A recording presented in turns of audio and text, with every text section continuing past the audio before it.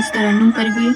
My subject theory and application of spectroscopy. My subject topic noisy NMR spectroscopy. I am student chemistry second semester. सबसे पहले देखेंगे content में introduction, definition, noisy spectrum, noisy principle, noisy application. तो introduction, NOA इसका full form होता है nuclear oral Hauser effect का उपयोग मॉलिक्यूल्स की स्ट्रक्चर को समझने में किया जाता है। यह बताता है कि दो प्रोटॉन आपस में कितने पास है। यह टेक्निक यह पता लगाने में मदद करती है कि मॉलिक्यूल के अंदर कौन कौन से आइटम एक दूसरे के पास होते हैं। फिर उसके बाद देखेंगे डेफिनेशन नॉइसी एक 2D NMR स्पेक्ट्रोस्कोपी मेथड है। इसका उपयोग न्यूक्लियर और प्रोटॉन के रिलेक्शन को समझने के लिए किया जाता है। उन्हीं बीच में इंटरेक्शन मापने के लिए किया जाता है। ये खासकर प्रोटीन और बायोमोलिकुलर की स्टीरियोकेमिस्ट्री 3D स्ट्रक्चर जानने में मदद करता है। नॉइसी एक ऐसी तकनीक है जो मॉलिक्यूल के 3D शेप में आइटम के बीच की दूरी समझाने में काम आता है।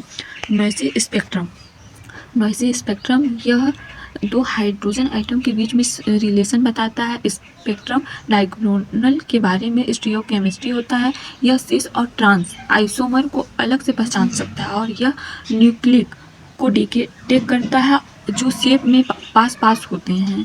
क्रॉस स्पीक की इंटरसिटी NOE पर निर्भर करती है। नॉइसी स्पेक्ट्रम देखकर हम समझ सकते हैं कि मॉलिक्यूल में कौन से हाइड्रोजन आइटम एक दूसरे के करीब होते हैं। फिर देखेंगे principle of noisy magazine time यह बताता है कि जिसमें न्यूक्लिक आपस में एनर्जी एक्सचेंज करते हैं।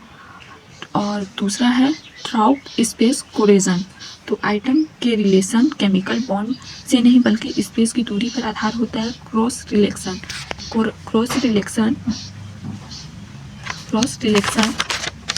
एक न्यूक्लियस की एनर्जी दूसरे न्यूक्लियस में ट्रांसफ़र होती है।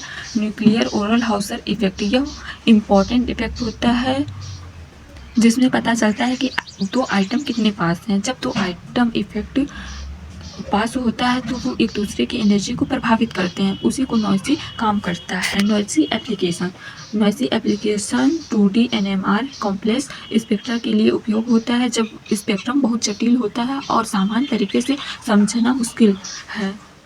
क्रॉस टेक्निक यह उन प्रोटॉन को जोड़ी बनाती है जो आपस में बॉन्ड के जरिए जुड़े होते हैं। हेडकोर टेक्निक यह सीधे जुड़े हुए 13C1 एक हाइड्रोजन आइटम को पहचानती है। नॉइसी और अन्य 2D NMR टेक्निक का उपयोग कॉम्प्लेक्स मॉलिक्यूल जैसे प्रोटीन की स्ट्रक्चर को समझने में होता है। Thank you.